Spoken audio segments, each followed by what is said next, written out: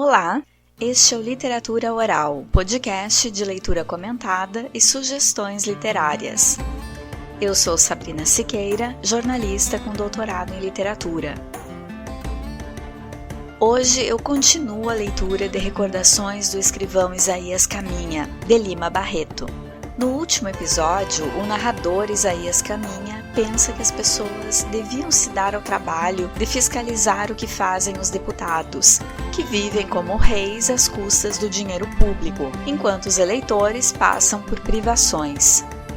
Se nós seguíssemos o conselho escrito por Lima Barreto lá em 1908, o Brasil não teria eleito para presidente um preguiçoso que passou 28 anos sendo deputado sem realizar nenhuma ação pelo povo. Eu não sei que tipo de credulidade é essa dos eleitores do atual presidente do Brasil, o Messias, de achar que quem não realizou nenhum feito em quase 3 décadas iria ter alguma presteza na presidência. A tarefa de acompanhar o trabalho dos deputados pode ser árdua, mas não adianta, a gente tem que ficar atento.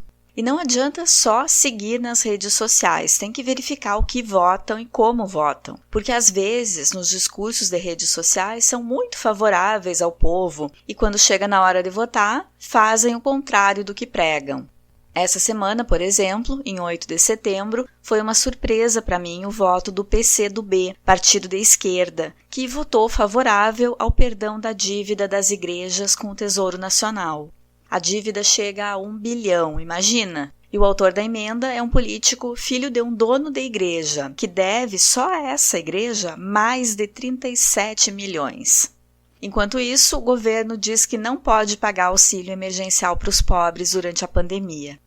Esse é o Brasil. Tira dos trabalhadores para proteger capitalistas, como os bispos e donos de igrejas milionárias. Sabe por que isso acontece? Porque o povo deixa. Pelo menos vamos gravar quais são os partidos e os nomes que votaram favoravelmente a esse perdão de dívida e não votar mais neles, ou pelo menos analisar outras opções. Eu parei a leitura no capítulo 6, enquanto Isaías dá um salto no tempo da narrativa para o presente em que escreve as recordações. Nesse ponto de maturidade, o narrador se emociona por saber que ofensas sobre a sua condição racial já não o fazem mais chorar. E isso significa que ele criou uma carapaça de falsa insensibilidade. E é muito triste que alguém precise andar pela vida fingindo ser forte diante dos opressores, e com isso altere a sua essência de doçura. Continuamos do ponto em que Isaías retorna da delegacia e, no seu quarto de hotel, pensa em voltar à casa materna, mas muda de ideia por acreditar que a felicidade depende apenas dele. Resoluto em trabalhar no emprego que fosse, ele adormece satisfeito com a sua coragem de encarar a vida. Vamos seguir a leitura?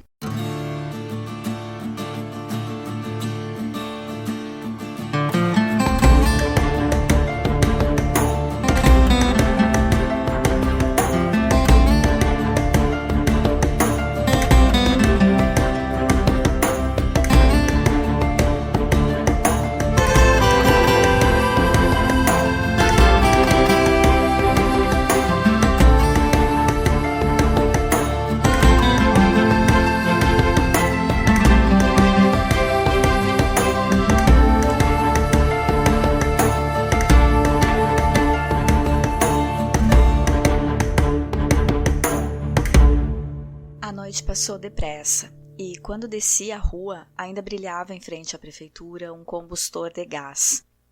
O ambiente não era de luz nem de treva, era uma penumbra algodoada e nevoenta com que começam certas manhãs no Rio de Janeiro. Os raros transeuntes moviam-se esbatidos naquela ambiência indecisa. Andei. Ao chegar à Rua do Ouvidor, a Rua dos Lentos Passeios Elegantes, havia uma agitação de mercado. Cestos de verduras, de peixes, de carnes passavam à cabeça de mulheres e homens. Os quitandeiros ambulantes corriam por ela acima. Pequenas carroças de hotéis caros davam-se ao luxo de atravessá-la em toda a extensão, e pelas soleiras das portas imensas, moles de jornais diários eram subdivididos pelos vendedores de todos os pontos da cidade. As polêmicas malcriadas de uns contra os outros sobrepunham-se, abraçavam-se fraternalmente ao impulso do italiano indiferente. Gazeta, País, Jornal do Comércio, os cafés já estavam abertos e ainda iluminados. Comprei um jornal e entrei num deles. Por essa hora tem uma freguesia apresada e especial. Notívagos, vagabundos, operários, jogadores, empregados em jornais, gente um tanto heterogênea que lá vai e se serve rapidamente. É raro uma mulher. Nesse dia, por acaso, havia 2 moças acompanhadas de uma senhora e um rapaz. Tomavam chocolate e vinham naturalmente de um baile. A velha cochilava e as 2 moças tinham os olhos pisados e o rosto macerado pela longa e fatigante vigília. Saturadas de notas musicais, uma delas ainda balançava a cabeça, como se estivesse ouvindo um dolente compasso de valsa. Estavam desbotadas, com os olhos encovados, e pelo rosto, neste ou naquele ponto, uma parte de pintura resistira e ficara.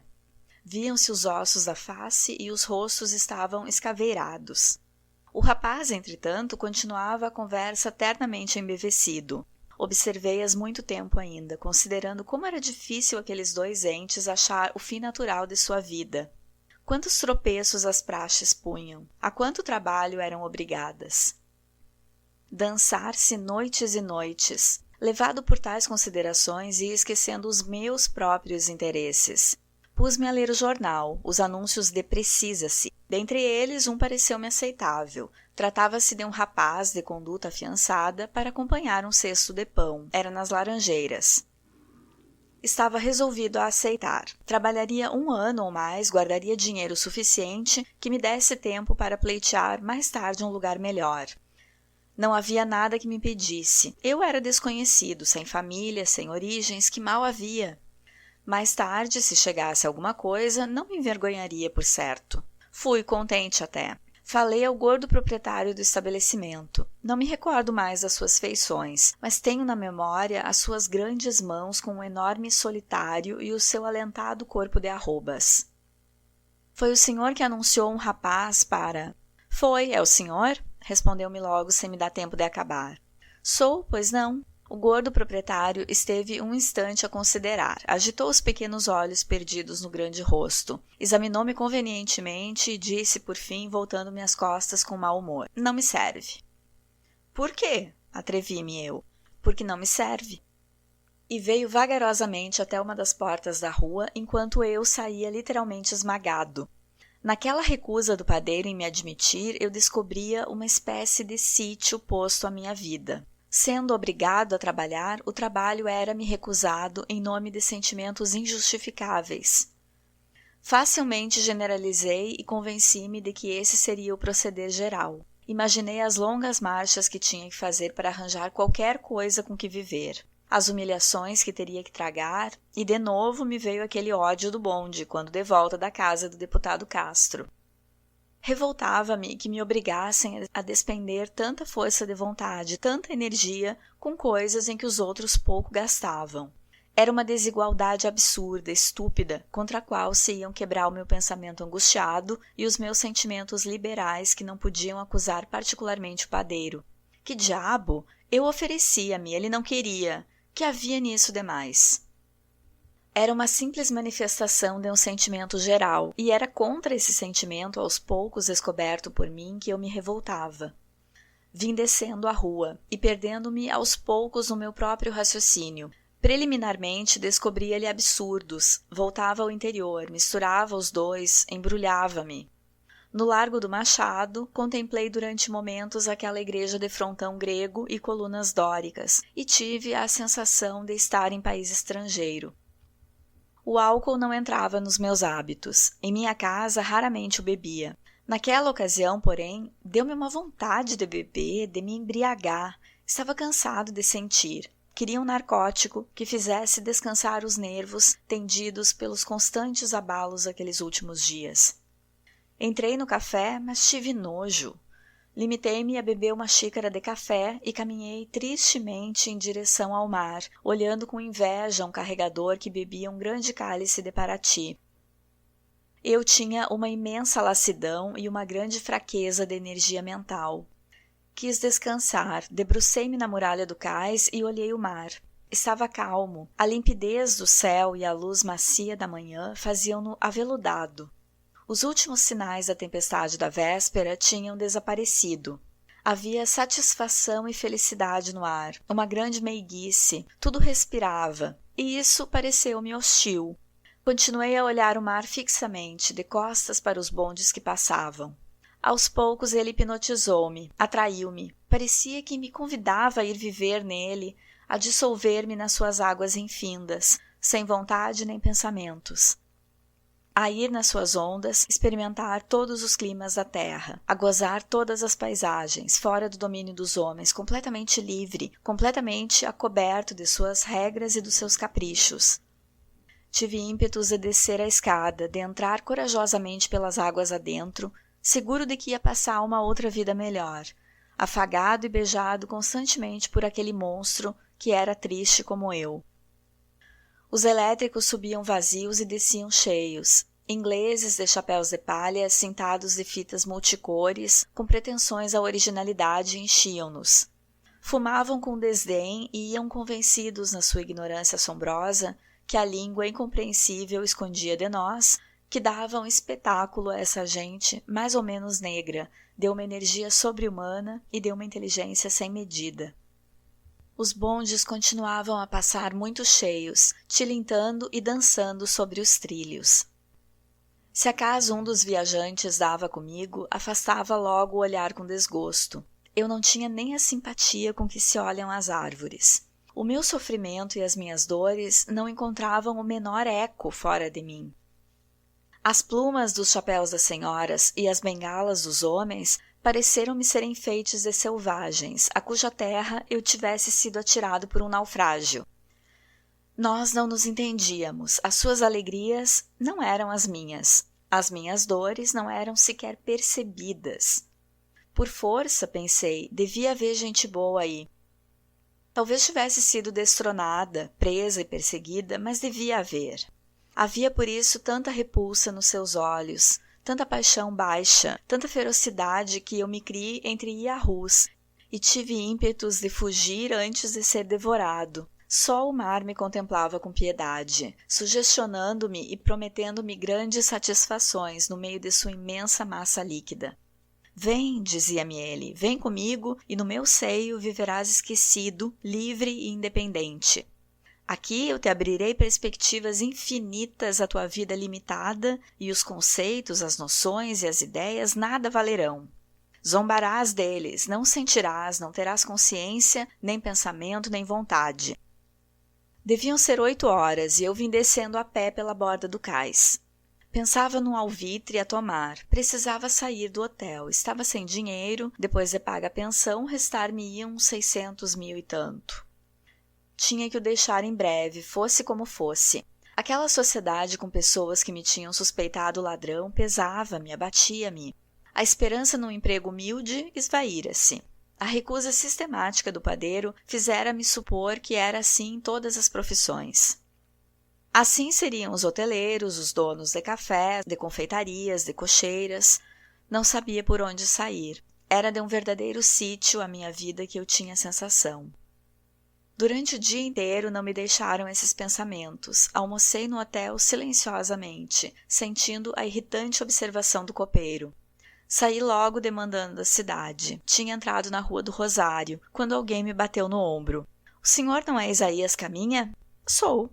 — Não se lembra de mim? Eu sou o Agostinho Marques, não se lembra? — Recordo-me, sim, você se sentava junto ao Felício da Costa, não era? — É verdade. Chegou há muito tempo, Isaías? — Há 1 mês. E você, o que está fazendo? — Sou empregado no escritório do Dr. Leitão Frois. E você? — Eu procuro a vida. O meu antigo colega não se demorou muito. Tinha pressa e eu prometi-lhe que o procuraria para conversar, tanto mais que ele tinha serviço a dar-me. Passei o resto do dia vagueando. Veio a tarde, uma tarde doce e azul, e eu não tive força para me apresentar no hotel. Fui ao passeio público. Entrei e sentei-me num banco afastado, fora do caminho habitual dos visitantes. Estive instantes pensando a olhar o regato na minha frente e as árvores que me cercavam.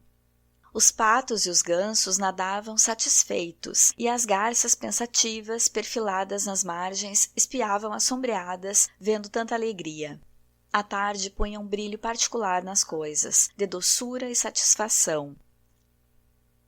Aquele descanso no jardim fez-me lembrar não sei que passagem do meu livro, desse perverso livro de que eu quis fazer bússola para a minha vida. Abri-o e, desejoso por encontrar a passagem, não reparei que uma pessoa viera sentar-se no mesmo banco que eu.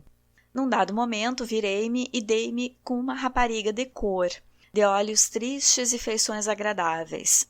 Tinha uma bolsinha na mão, um chapéu de sol de alpaca e o vestuário era pobre. Considerei-a um instante e continuei a ler o livro, cheio de uma natural indiferença pela vizinha. A rapariga começou a murmurar. Perguntou-me qualquer coisa que respondi sem me voltar. Subitamente, depois de fazer estalar um desprezível muxoxo, ela me disse a queima-roupa: "Que tipo! Pensa mesmo que é doutor." Fechei o livro, levantei-me e, já afastado, ainda ouvi dela alguns desaforos. Cheguei ao portão. Os bondes passavam. Havia um grande movimento de carros e pedestres. Considerei a rua, as casas, as fisionomias que passavam. Olhei 1, 2, 1000 vezes os pobres e os ricos. Eu estava só. Capítulo 7. Havia dias que notava com surpresa a indiferença que tinha então pelos meus destinos. Aquele meu fervor primeiro tinha sido substituído por uma apatia superior a mim. Tudo me parecia acima de minhas forças, tudo me parecia impossível, e que não era eu propriamente que não podia fazer isso ou aquilo, mas eram todos os outros que não queriam, contra a vontade dos quais a minha era insuficiente e débil. A minha individualidade não reagia, portava-se em presença do querer dos outros como um corpo neutro. Adormecera, encolhera-se timidamente acobardada. Houve 2 ou 3 crises de vontade que me obrigaram a procurar emprego. Nas 2 primeiras, recuei passado o primeiro ímpeto. Na terceira, filo de tal modo, tão transtornado, tão lamuriento e frouxo, que fui mal sucedido. Vendi os meus livros para apurar algum dinheiro. Pago o hotel, fiquei reduzido à última extremidade, com um curto prazo para dele retirar a minha insignificante bagagem. Esperava a resposta de uma carta em que pedir algum dinheiro à minha mãe. Não se demorou em responder, mandando-me 50.000 réis. Aluguei um quarto e os primeiros dias que nele passei foram do mais absoluto enfado. Saía, mas evitava a Rua do Ouvidor e o Laje da Silva, que passara a tratar-me de outro modo. Dei em passear de bonde, saltando de um para outro, aventurando-me por travessas afastadas para buscar o veículo em outros bairros. Da Tijuca ia ao Andaraí e daí à Vila Isabel. E assim, passando de um bairro para outro, procurando travessas despovoadas e sem calçamento, conheci a cidade, tal qual os bondes a fizeram, alternativamente povoada e despovoada, com grandes hiatos entre ruas de população condensada e toda ela agitada, dividida, convulsionada pelas colinas e contrafortes da montanha em cujas vertentes crescera. Jantava uns dias, em outros almoçava unicamente, e houve muitos em que nem uma coisa ou outra fiz. Descobri a Biblioteca Nacional, para onde muitas vezes fui, cheio de fome, ler Maupassant e Daudet. Estava na casa de cômodos havia perto de 15 dias. Uma noite acabara de chegar e despia-me quando me bateram à porta. Abri. "Boa noite", falou-me um rapaz do lado de fora. "O senhor podia permitir que eu acendesse a minha vela na sua?" Cheguei sem fósforos e, vendo que no seu quarto havia luz, vinha lhe pedir esse favor. Ficamos nos conhecendo, aos poucos nos aproximamos e entabulamos relações mais estreitas. Abelardo Leiva, o meu recente conhecimento, era poeta e revolucionário. Como poeta, tinha a mais sincera admiração pela beleza das meninas e senhoras do Botafogo. Não faltava às regatas, às quermesses, às tômbolas, a todos os lugares em que elas apareciam em massa. E a sua musa, uma pálida musa, decentemente abotoada no castilho e penteada diante dos espelhos de B. Lopes e Macedo Papança, quase diariamente lhes cantava a beleza olímpica e lirial. Como revolucionário, dizia-se socialista adiantado, apoiando-se nas prédigas e brochuras do Sr. Teixeira Mendes, lendo também formidáveis folhetos de capa vermelha, e era secretário do Centro de Resistência dos Varredores de Rua. Vivia pobremente, curtindo misérias e lendo, entre duas refeições afastadas, as suas obras prediletas e enchendo a cidade com os longos passos de homem de grandes pernas. Depois de nossas relações, era frequente passearmos juntos. Saíamos às 10 horas, tomávamos café e andávamos até às 3 ou 4 da tarde. A essa hora separávamos-nos em obediência a uma convenção tácita. Tratava-se de jantar e cada um de nós ia arranjar-se. À tarde, encontrávamos-nos e íamos conversar a um café com alguns outros amigos dele, na maior parte desprovidos de dinheiro, com magros e humildes empregos, pretendendo virar a face do mundo para ter almoço e jantar diariamente. Leiva era o chefe, era a inteligência do grupo, pois além de poeta, tinha todos os preparatórios para o curso de dentista. Eu gostava de notar a adoração pela violência que as suas almas pacíficas tinham, e a facilidade com que explicavam tudo e apresentavam remédios. Embora mais moço do que ele, várias vezes cheguei a sorrir aos seus entusiasmos. Creio que lhes não faltava inteligência, sinceridade também. O que não encontravam era uma soma de necessidades a que viessem responder, e sobre as quais apoiassem as suas furiosas declamações. Insurgiam-se contra o seu estado particular, oriundo talvez mais de suas qualidades de caráter do que de falhas de temperamento. Eram todos honestos, orgulhosos, independentes, e isso não leva ninguém à riqueza e à abastança. Leiva era quem mais exagerava nos traços do caráter comum e se encarregava de pintar os sofrimentos da massa humana. Era um grupo de protestantes, detestando a política, dando-se ares de trabalhar para a obra maior, a quem as periódicas revoluções não serviam. Um ou outro acontecimento vinha lhes dar a ilusão de que eram gênios da opinião. Leiva gabava-se de ter feito 2 greves e de ter modificado as opiniões do operariado do Bangu com as suas conferências aplaudidas. Os outros, sem a sua enfibratura, os seus rompantes de atrevimento e a sua ambição oculta, mais sinceros talvez por isso, limitavam-se a falar e a manifestar as suas terríveis opiniões em publicações pouco lidas. No entanto, Leiva parecia-me mais sincero na sua poesia palaciana e demodista do que nas ideias revolucionárias. Não o julgava perfeitamente hipócrita, era a sua situação que lhe determinava aquelas opiniões. O seu fundo era cético e amoroso das comodidades que a riqueza dá. Cessassem as suas dificuldades, elas desapareceriam e surgiria então o verdadeiro Leiva, indiferente aos destinos da turba, dando uma esmola em dia de mau humor e preocupado com uma ruga no fraque novo que viera do alfaiate. No café, em certos momentos, quase sem transição, ele passava das objurgatórias mais terríveis a recitar versos, cheios de detalhes de modas e ardendo de admiração pelas coisas do luxo.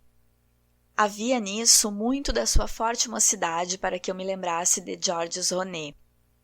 Bem parecido, de rosto bem feito e um nariz clássico, e uns bigodes e uns cabelos pretos, tratados com especial carinho de manhã e à tarde, ele tinha a insignificante boniteza dos homens, tanto do agrado das nossas mulheres. Era um namorador temível. No seu quarto, além de mesa e alguns volumes com que preparava as arengas revolucionárias, tinha uma cama de vento, nua e órfã de lençóis e travesseiros com fronhas, uma grande mala cheia de camisas, colarinhos, punhos, gravatas e perfumes. Ganhava 90.000 réis no centro dos varredores. Gastava 25 no quarto e o que sobrava era mais para as coisas de toilette do que para sua alimentação. Frequentava os lugares elegantes ou tidos como tal, e uma noite levou-me ao Parque Fluminense, onde encontrei o Agostinho Marques, o elegante Agostinho, cheio de anéis e alfinetes, que não quis reconhecer. Desde que nos demos a conhecer, isso havia perto de um mês, nunca mais o tinha visto. Ele, porém, chamou-me amigavelmente. Era o solicitador do Dr. Leitão Frois, ganhava 1 conto e tanto por mês e pretendia formar-se em direito precisando de mim, para lhe explicar uns preparatórios. Disse-me isso no momento em que Leiva se deixara absorver por uma dama elegante da nossa vizinhança. Estávamos sentados a uma mesa do botequim e servíamos-nos a cerveja, a convite de Marques. Quando Leiva se voltou de sua preocupação extra-revolucionária, Agostinho queixou-se dos calos. Não há sapateiro que preste no Rio de Janeiro. Mandei fazer essas botinas do Martinelli, dei 45.000 e é essa desgraça. Apertam-me como o diabo. O Abelardo tinha opinião um pouco diferente sobre os sapateiros da cidade. Antigamente mandava fazer as botinas em encomenda. Ultimamente, porém, comprava as feitas. Eram estrangeiras e melhores. Mas o Martinelli, seu Abelardo, objetou semi-indignado o solicitador. O cabedal, os aviamentos, tudo vem da Europa. Só são cortadas e montadas aqui. Ora, continuava Leiva, eu já tive botinas dele e sei tudo isso, mas não vale a pena, é um engano. Olha, o senhor dá 35.000 por uma Walkover ou Clark e fica mais bem servido do que com ele. E são bonitas, veja. Mostrou o pé e durante minutos os dois estiveram a debater-se, procurando toda a sorte de argumentos para defenderem as suas firmes opiniões sobre a distinção, a comodidade do calçado comprado, feito e mandado fazer de encomenda. Agostinho Marques, solicitador nos auditórios desta capital, chegou a empregar argumentos de natureza jurídica. Abelardo Leiva, apóstolo do socialismo revolucionário, inimigo da execrável burguesia, procurou justificativa nos elegantes do mundo chique parisiense. A minha reserva só os fazia prolongar a discussão. Estavam diante de um juiz, a quem expunham as suas razões com delicadeza e urbanidade. Lá vai o Raul Guzmão, exclamou Marques. Voltei-me um pouco. Era de fato ele, de braço com o Oliveira. Vestia um grande fraque de xadrez, tinha botinas de verniz com os canos de pano e marchava conversando com o companheiro, apertando os olhos e procurando os mais surpreendentes gestos que lhe viessem aumentar a reputação jornalística. É um rapaz de talento, disse Marques. O carrossel moía uma música banal, preguiçosa e irritante. Leiva esteve pensando um instante e disse, e parece que faz prosperar o seu talento com práticas suspeitas. É verdade o que se diz por aí dele? Indagou a meia voz o solicitador. Não sei, nunca vi, mas no domingo nós... Não foi, Caminha? Fiz um sinal afirmativo e o meu amigo continuou. No domingo, vimo-lo entrar numa hospedaria da Rua da Alfândega com um fuzileiro naval. Coisa, mas será verdade? Qual? Disse Leiva. Não creio. Ele faz constar isso e faz suspeitar, para se ter em melhor conta o seu talento. O público quer que o seu talento artístico tenha um pouco de vício. Aos seus olhos, isso aumenta extraordinariamente, dá-lhe mais valor e faz com que o escritor ganhe mais dinheiro.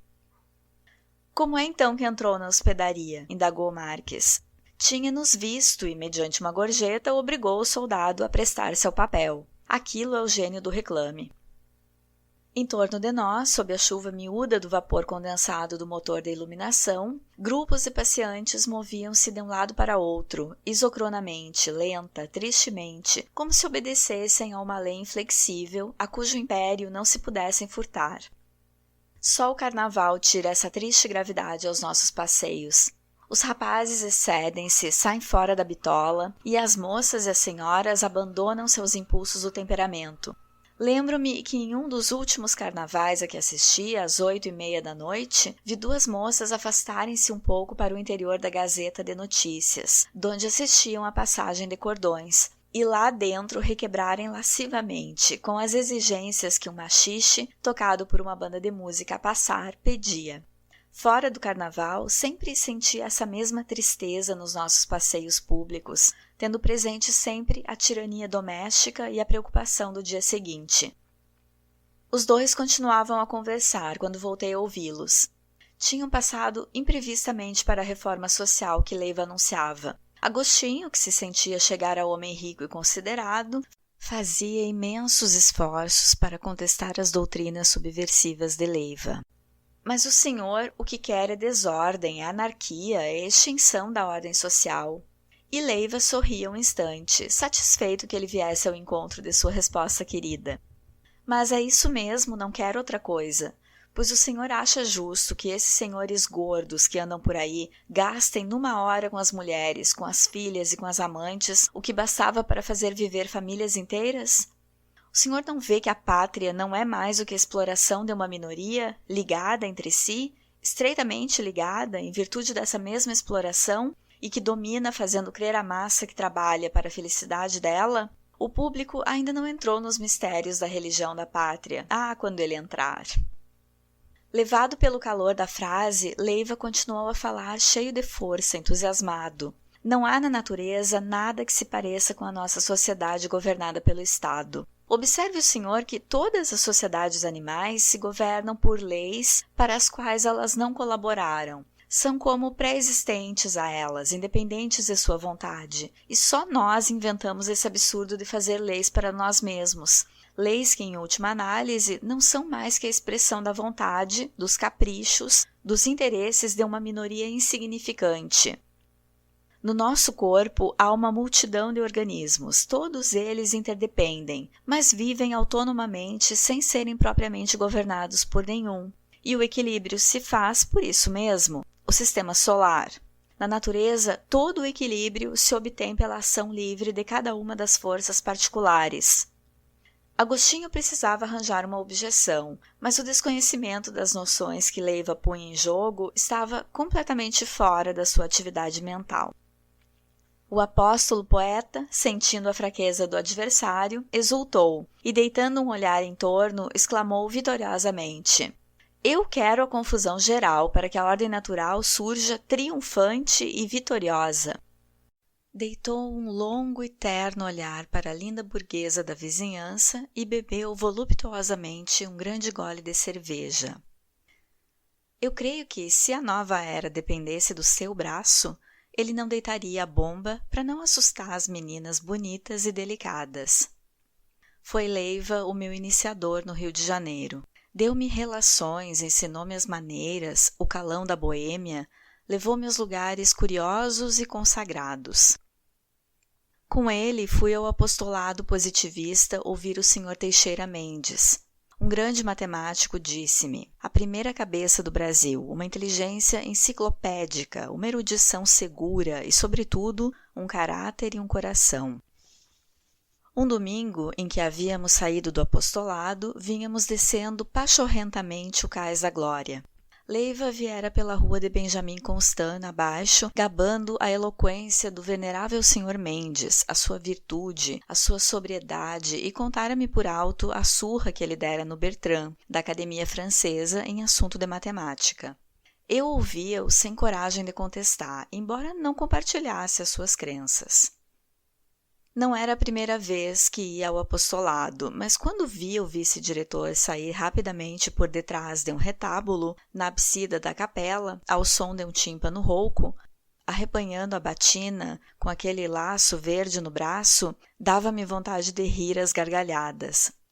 Demais, ficava assombrado com a firmeza com que ele anunciava a felicidade contida no positivismo e a simplicidade dos meios necessários para sua vitória. Bastava tal medida, bastava essa outra, e todo aquele rígido sistema de regras, abrangendo todas as manifestações da vida coletiva e individual, passaria a governar, a modificar costumes, hábitos e tradições. Explicava o catecismo. Abria o livro, lia um trecho e procurava o caminho por alusões a questões atuais, repetindo fórmulas para se obter um bom governo que tendesse a preparar a era normal. O advento final da religião da humanidade. E eu achava toda aquela dissertação tão intelectual, tão balda de comunicação, tão incapaz de erguer dentro de mim o devotamento, o altruísmo, o esforço sobre mim mesmo em favor dos outros. Como dizia o apóstolo, que me quedava a indagar até que ponto o auditório respeitoso estava convencido e até que ponto fingia convicção. Havia trechos em que ele insistia com particular agrado. Via-se que neles repousava a conversão dos espíritos. Não me esqueci que ele amava repetir que a física, a química, a biologia, a sociologia, todas as ciências e todo o esforço humano de qualquer ordem tinham preparado lentamente e tendiam para a religião da humanidade. Era ela como a coroação, a cúpula do edifício do pensamento e dos grandes sentimentos da humanidade. Citava trechos de grandes poetas nesse sentido e procurava dados históricos. Quando se oferecia ocasião, esboçava a ordem futura, cotejando-a com a presente. O médico, o professor e o sacerdote estariam juntos em um mesmo homem, cujos serviços seriam gratuitos. Todos exerceriam um ofício manual e os capitais acumulados em poucas mãos seriam empregados em benefício social. Quantas necessidades presentes daquele auditório não iria dar remédio à promessa daquela sociedade a vir? Os homens têm amor à utopia quando condensada em fórmulas de felicidade. E aqueles militares, funcionários, estudantes, encontravam naquelas afirmações, repetidas com tanta segurança e cuja verdade não procuravam examinar, um alimento para a forma de felicidade da espécie e um consolo para os seus maus dias presentes. Pelo caminho, ouvi repetirem as palavras do mestre e apoiarem-se nelas para criticar atos do governo, projetos da Câmara. Esse viveiro de bacharéis ignorantes que não sabem matemática. Observei que o meu próprio amigo Leiva partia também dessa crença pitagórica das virtudes da matemática para condenar e criticar o governo e os governantes. Entretanto, além daquelas explicações filosóficas do Sr. Teixeira Mendes, ele sabia pouco mais das 4 operações na ciência divina. Vê tu, dizia-me ele, quem no Brasil tem conhecimentos mais seguros que o T. Mendes? E acrescentava logo, como se pode acreditar que, na nossa época científico-industrial, um homem que não conhece como se fabricam os encanamentos d'água, as propriedades do ferro e o seu tratamento industrial, as teorias hidráulicas, saberá aquilatar e dirigir as necessidades de uma sociedade moderna, cuja primeira necessidade é um seguro e farto abastecimento d'água? Leiva gostava de falar, e quando a matéria lhe agradava, o cansaço dificilmente vinha. Eu amava ouvi-lo, pois tinha uma bela voz, acariciante e de agradável timbre, e que vibrava musicalmente ao chegar da paixão. Continuou. Antigamente, todos os governantes tinham, ou antes, estavam a par do saber de seu tempo, e só com a necessidade do estabelecimento de novas ciências, o que fez a especialização dos conhecimentos, deixaram tão salutar regra. Hoje, porém, graças ao sobre-humano cérebro de Comte, o maior talvez depois de Aristóteles, o saber voltou à unidade útil e moral dos outros tempos. A síntese foi feita e os estadistas verdadeiramente dignos, servidores práticos da humanidade, poderão encontrar nela um seguro farol para guiá-los. Não me animei a perguntar-lhe se a síntese de que falava continha também a questão do abastecimento d'água. Senti a sinceridade momentânea de suas palavras, ditas até com certo entusiasmo. E quando alguém me fala desse modo, encho-me de respeito e de amizade. Vínhamos descendo a rua e assim continuamos um instante calados. Houve uma ocasião que, quando sem refletir, perguntei ao Leiva: como você é ao mesmo tempo anarquista e positivista, uma doutrina de ordem, de submissão, que espera a vitória pelo resultado fatal das leis sociológicas? Ora, você, eu quero uma confusão geral, um abalo completo dessa ordem iníqua, para então... O Mendes é simples, é bom, pensa que isso vai como ele quer, mas é preciso... Olhe, o cristianismo... Olhei um instante a seda azul do mar, levemente enrugada, e sorvi um pouco da vibração que soprava da barra. Depois perdemo-la de vista e a vibração deixou de açoitar-nos com força e fomos descendo a Rua da Lapa, transitada, ladeada de sobrados, donde pendiam mulheres públicas em penhoar, como decoradas orquídeas de milionário europeu, cujo brilho natural o ambiente de estufa lhes tirou os não soube dar. Nós olhámo-las com um pouco da nossa mocidade e com um pouco das preocupações que trazíamos. E caminhamos para o passeio público, onde íamos esquecer que não jantávamos, olhando a turba resignada que aproveitava o domingo. Uma banda de música enchia o jardim com os seus estridentes compassos. Nas proximidades do coreto, Leiva encontrara um conhecido com quem ficara a conversar. Eu não me detive, avancei vagarosamente para o terraço que deita para o mar. O meu companheiro veio ter comigo meia hora depois e vinha acompanhado de outro rapaz. Apresentou-nos. Um instante, contemplei a angustiada cabeça do desconhecido. O seu ar orgulhoso e todo ele esguio e alto, ligeiramente curvado como um teimoso caniço que não se pôde erguer completamente depois das muitas tempestades que suportou. O Plínio caminha, disse Leiva. Vinha me contando o seguinte: há dias o Florêncio, conheces? Fiz sinal que não e ele insistiu. O Florêncio, que redige a seção do Jornal do Rio, conheces, não é? Pois bem, o Florêncio entrou na Garnier e pôs-se a ler um livro. De quando em quando mudava de lugar, aproximando-se da porta. Assim leva hora e tanto.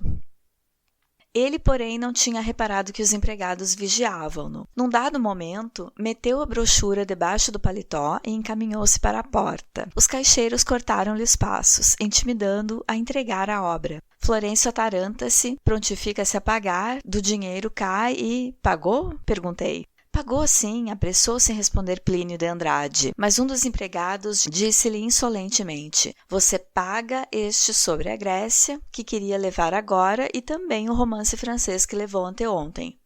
Ah, imprensa, que quadrilha! Fiquem vocês sabendo que, se o Barba Roxa ressuscitasse, agora com os nossos velozes cruzadores e formidáveis couraçados, só poderia dar plena expansão à sua atividade se fizesse jornalista. Nada há tão parecido como o pirata antigo e o jornalista moderno. A mesma fraqueza de meio, servida por uma coragem de salteador, conhecimentos elementares do instrumento de que lançam mão e um olhar seguro, uma adivinhação, um faro para achar a presa e uma insensibilidade, uma ausência de senso moral a toda a prova. E assim dominam tudo, aterram, fazem que todas as manifestações da nossa vida coletiva dependam do assentimento e da sua aprovação. Todos nós temos que nos submeter a eles, adulá-los, chamá-los gênios, embora intimamente os sintamos ignorantes, parvos, imorais e bestas. Só se é geômetra com o seu placê, só se é calista com a sua confirmação, e se o sol nasce é porque eles afirmam tal coisa. E como eles aproveitam esse poder que lhes dá a fatal estupidez das multidões? Fazem de imbecis gênios, de gênios imbecis. Trabalham para a seleção das mediocridades, de modo que... Você exagera, objetou Leiva. O jornal já prestou serviços. De certo, não nego, mas quando era manifestação individual, quando não era coisa que desse lucro. Hoje é a mais tirânica manifestação do capitalismo e a mais terrível também. É um poder vago, sutil, impessoal, que só poucas inteligências podem colher-lhe força e a ausência da mais elementar moralidade, dos mais rudimentares sentimentos de justiça e honestidade. São grandes empresas, propriedade de venturosos donos, destinadas a lhes dar o mínimo sobre as massas, em cuja linguagem falam, e a cuja inferioridade mental vão ao encontro, conduzindo os governos, os caracteres para os seus desejos inferiores. Não é fácil a um indivíduo qualquer, pobre, cheio de grandes ideias, fundar um que os combata. Há necessidade de dinheiro. São preciosos, portanto, capitalistas que saibam bem o que se deve fazer no jornal. Vejam vocês, antigamente, entre nós, o jornal era de Ferreira de Araújo, de José do Patrocínio, de fulano, de Beltrano. Hoje de quem são? A Gazeta é do Gaffré, o País é do Visconde de Moraes, e assim por diante. E por detrás dela estão os estrangeiros, inimigos nossos naturalmente, indiferentes às nossas aspirações.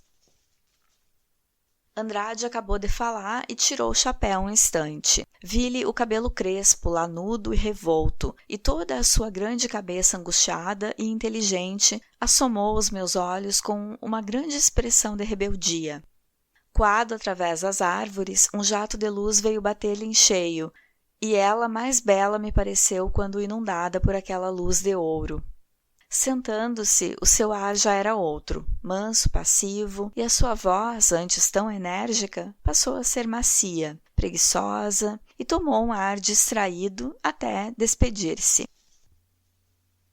Nós fomos jantar com o dinheiro que ele deu ao Leiva, e soube por este alguma coisa da sua vida passada. Fora estudante de medicina na Bahia e frequentava o 2º ano quando um estudante mais antigo lhe dissera: "Apanha isto aí, seu calouro."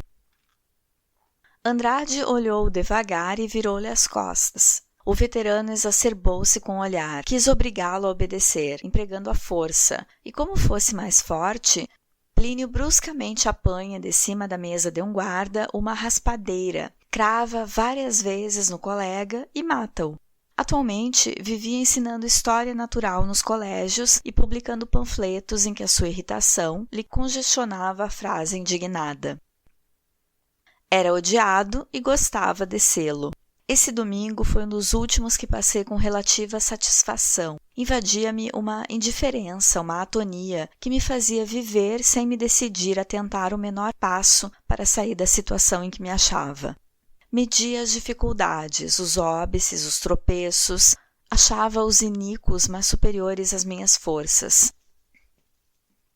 Abandonara-me a miséria que a proteção de Agostinho Marques impedia que chegasse a ser declarada.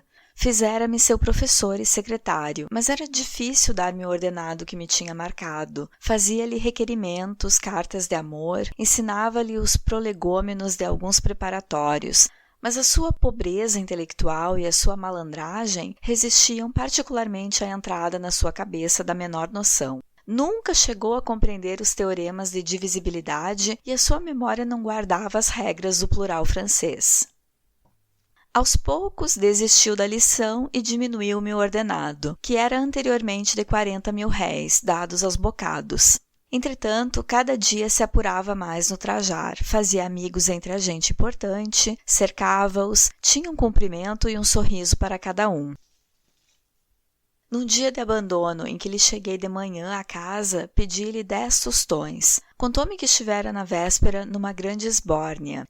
Tinham sido seus companheiros o deputado S., líder do governo, e o doutor H. O primeiro foi mais tarde ministro, e o segundo ainda é desembargador da Corte de Apelação. Marques preferia que eu lhe pedisse dinheiro a experimentar o seu prestígio junto aos seus poderosos amigos, solicitando uma colocação para mim. Uma vez que lhe falei a respeito, esforçou-se por me mostrar que era impossível, enquanto seus amigos estivessem por baixo. Enquanto ele esteve no Rio, deu-me roupas. Tive com que pagar o quarto e dinheiro para comer com um intervalo de 48 horas. Um belo dia, porém, disse-me que ia para fora, para um estado do norte, tratar de negócios, demorando-se 2 ou 3 meses. Foi uma grande época de fome e sofrimentos na minha vida. Leiva era incapaz do menor obséquio. Nada lhe fazia retirar um tostão dos seus perfumes e das suas roupas. Vendi as melhores roupas que tinha, tudo que tinha valor vendi, e quando nada mais tinha que vender, passei dias inteiros sem tomar café. Lá chegava uma ocasião que alguém, um quase desconhecido, uma fisionomia encontrada momentaneamente, me convidava a tomar café ou a jantar, e se não fossem eles, eu talvez tivesse morrido de inanição ou furtado bolos às confeitarias. Esperava a resposta de uma carta minha que não tardou a vir. Recebi-a na posta restante e, encostado a uma coluna, pus-me a lê-la. Tio Valentim dizia-me que lá atravessavam uma grande crise. Minha mãe estava de cama, muito mal, desenganada. Não continuei a leitura. Deixei cair a mão ao longo do corpo e estive a olhar a rua, sem ver coisa alguma. Morria minha mãe. E via logo morta, muito magra, os círios, o crucifixo, o choro. Passou-me pelos olhos a sua triste vida, humilde e humilhada, sempre atirada a um canto como um móvel velho, sem alegria, sem fortuna, sem amizade e sem amor. Durante aqueles meses de ausência, eu pouco me detive na sua recordação, mas agora elas eram frequentes e a sua figura flutuava a meus olhos. Magra, esquálida, com o corpo oprimido pelos trabalhos e tendo pelas faces aquelas manchas que pareciam de fumaça entranhada. Eu quis envolver essa recordação com o que havia em mim de mais terno e também as outras que me vieram. A volta do colégio, o abraço que eu lhe dava, a minha doença, como ela me dava remédios. E tudo vinha com pressa do fundo de mim mesmo, subia uma recordação que expulsava outra. Por fim, tudo se baralhou, tornou-se confuso e os meus olhos se orvalharam de pranto. Ô, Caminha, onde tens andado? Que tens, rapaz? Era Gregorovitch Rostolov. Falei, contei-lhe a vida. Os seus olhos, de conta, mais se arredondaram de desconfiança. Mas, depois de 2 ou 3 perguntas, de examinar meu vestuário e algumas palavras de consolo, ao despedir-se, assim me convidou. Aparece-me logo à noitinha, na redação do O Globo.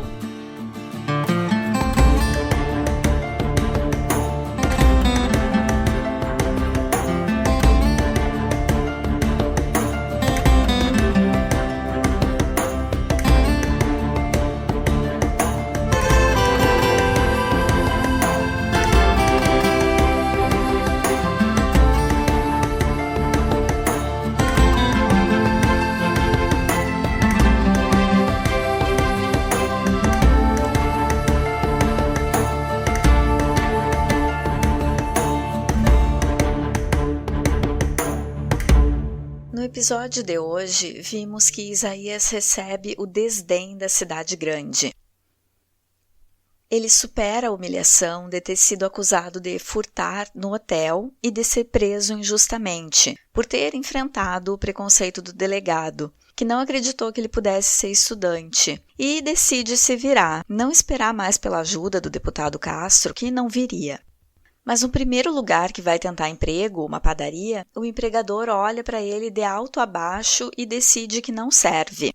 Então, o protagonista pressente que esse será o tratamento sempre que for tentar alguma vaga. Em seguida, Isaías é tomado por um sofrimento tão grande, um desamparo no meio de uma multidão indiferente, que pensa em suicídio, pensa em entrar no mar e se afogar. A gente está passando pelo Setembro Amarelo, uma campanha sobre prevenção ao suicídio que visa oferecer ajuda a pessoas em situação semelhante à que a personagem de Lima Barreto está, pensando em acabar com a própria vida. É bem bacana essa iniciativa e os canais que se disponibilizam ouvir quem está precisando falar. Mas não adianta tanto dedicar 1 mês para falar sobre esse problema e manter a causa dos problemas. É preciso que existam políticas públicas que deem condições de vida com dignidade, com geração de emprego, com acesso à saúde, educação, cultura, lazer, acesso à moradia e segurança às pessoas. Nenhuma campanha contra o suicídio seria tão eficaz quanto proporcionar condições de vida decentes. E isso é obrigação dos governantes. E a nossa obrigação é votar direito e acompanhar o trabalho dos políticos, cobrando e questionando sempre, respeitosamente, mas sem deixar de fiscalizar. Quando o olhar de algum turista encontra Isaías, desvia imediatamente. Ele diz que não tinha nem a simpatia com que se olham as árvores. O sofrimento não encontrava eco fora dele, não encontrava empatia por parte de ninguém na cidade. Isaías diz que se sente entre Yahus, numa referência à obra As Viagens de Gulliver, do irlandês Jonathan Swift. Nessa obra, de 1726, o protagonista viaja para lugares em que encontra povos diferentes, com costumes peculiares. A última viagem de Gulliver é para uma terra em que os seres racionais são os cavalos, e os seres semelhantes aos humanos são chamados Yahus. E eles têm desenvolvidos todos os defeitos da espécie humana e têm esses defeitos amplificados, a ponto de serem considerados selvagens e irracionais. Nessa terra, os cavalos, seres inteligentes e racionais, não entendem como o Gulliver, parecendo fisicamente com os Yahus, pode demonstrar alguma retidão de caráter, porque os Yahus são completamente desprovidos de bom senso ou justiça. A obra satiriza uma possível evolução da espécie humana para esse tipo de comportamento, caso as pessoas se entreguem às suas paixões de forma desenfreada. Mas, ao mesmo tempo em que a situação de Isaías pode nos comover pela solidão e desamparo em que ele se encontra, o protagonista se mostra preconceituoso para com pessoas que se assemelham a ele. Como a moça que senta a seu lado em um banco numa praça. Aparentemente, ela também está com problemas e vê em Isaías uma opção para desabafar. mas o protagonista desdenha da moça, a quem ele se refere como rapariga de cor, e não dispensa a ela nenhuma atenção. Exatamente a atitude que ele reclama dos outros é a atitude que dispensa a ela. O fragmento lido hoje traz a ideia, por parte de uns conhecidos do Isaías, de que o que vem da Europa é melhor. Isso é uma crítica do autor Lima Barreto a uma característica de alguns brasileiros que se sentem vira-latas em relação ao que é exterior e não valorizam a cultura local. Atualmente temos a síndrome de vira-lata no presidente da República, que vive ovacionando os Estados Unidos e, com isso, desprestigia nossos produtos, nossos saberes, nossa cultura. Um exemplo dessa subserviência do Bolsonaro, isso mesmo, eu usei o adjetivo narrow, do inglês estreito. Então, um exemplo foi a notícia divulgada hoje, 12 de setembro de 2020, sobre a renovação da importação de etanol com tarifa zero dos Estados Unidos até dezembro, em prejuízo dos produtores de cana-de-açúcar brasileiros que estão com o estoque do produto. Normalmente, o etanol nacional já compete em desvantagem com o importado, e mais uma vez o presidente toma uma atitude que prejudica o povo brasileiro, de quem ele é funcionário por 4 anos. Eu espero que a gente não tenha que aguentar os 4 anos. Quem deveria ser o representante da nação, orgulhoso das nossas riquezas, é o primeiro a nos desvalorizar na política internacional. Mas a gente não precisa ter um presidente agindo dessa forma. Nós temos o poder de mudar isso. No final da leitura de hoje, Isaías entra em contato com as ideias do positivismo. E em certo momento parece que a gente está ouvindo de novo sobre o humanitismo, da personagem Quincas Borba, do romance Memórias Póstumas de Brás Cubas, de Machado de Assis. Por intermédio da fala de Isaías, Lima Barreto critica essa filosofia, que anunciava a felicidade na simplicidade dos meios necessários para sua vitória. Isaías critica o invólucro intelectual da doutrina, que não desculpa sua superficialidade, e se refere à falta de criticidade dos ouvintes do positivismo, que ele chama viveiro de bacharéis ignorantes. Viveiro, como se fosse de cobras. E ele diz: os homens têm amor à utopia quando condensada em fórmulas de felicidade. E não é bem assim mesmo? E, mais uma vez neste romance, Lima Barreto deixa uma crítica aos jornalistas, e olha que ele era jornalista, usando a fala das personagens. Um dos conhecidos de Isaías compara os piratas antigos aos jornalistas, tamanho o poder e a influência que a profissão exercia na sociedade dramatizada nessa obra. Por hoje eu fico por aqui. No próximo episódio, continua a leitura de Recordações do Escrivão Isaías Caminha, de Lima Barreto. Um abraço, fiquem bem e até lá!